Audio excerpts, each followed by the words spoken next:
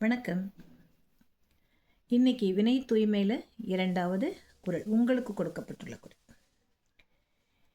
ஈன்றாள் பசி காண்பான் ஆயினும் செய்யற்க சான்றோர் பழிக்கும் வினை. ஈன்றாள் பசி காண்பான் ஆயினும் செய்யற்க சான்றோர் பழிக்கும் வினை.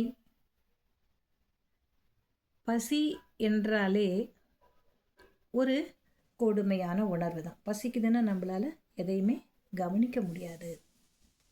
ஈன்றாள் பசி காண்பாயினும், அதுலேயும் நம்ம கூட பிறந்தவங்க யாருக்கு பசிச்சாலுமே நம்ம என்ன சொல்லுவோம், அவங்களுக்கு ஒரு சாப்பாடு கொடுக்கணுங்கிற எண்ணம் தான் பெரும்பாலும் நமக்கு இருக்கும். அதுலேயும் குறிப்பாக ஈன்றாள் பசி, நம்மை பெற்றெடுத்த தாய் அம்மாவுக்கு பசிக்குது அப்படின்னு சொன்னால் நம்ம என்ன பண்ணுவோம், துடிச்சு போயிடுவோம். ஐயோ, அம்மா நமக்கு இவ்வளோ செய்கிறாங்க, அவங்களுக்கு பசிக்குதுன்னு சொல்லும்போது நம்ம ஏதாவது செய்யணுமேன்னு நம்ம நினைப்போம். இதுதான் இயல்பு. அப்போ ஈன்றாள் பசி கண்டாலும்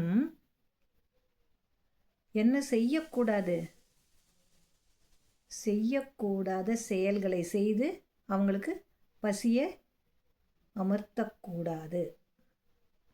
என்ன செய்வோம், வெளியிலேயே போகிற நிறைய இடத்துல பார்க்குறோம் இல்லையா, பசிக்காக இருக்கணும்னா போய் எங்கேயாவது திருடி கொண்டு வந்து கொடுப்பாங்க, இல்லைன்னா யாரையாவது அடித்து பிடுங்கி கொண்டு வருவாங்க, இல்லைன்னா யார்கிட்டையாவது பணம் திருடி கொண்டு வந்து கொடுப்பார்கள். இதெல்லாம் நடக்கும்.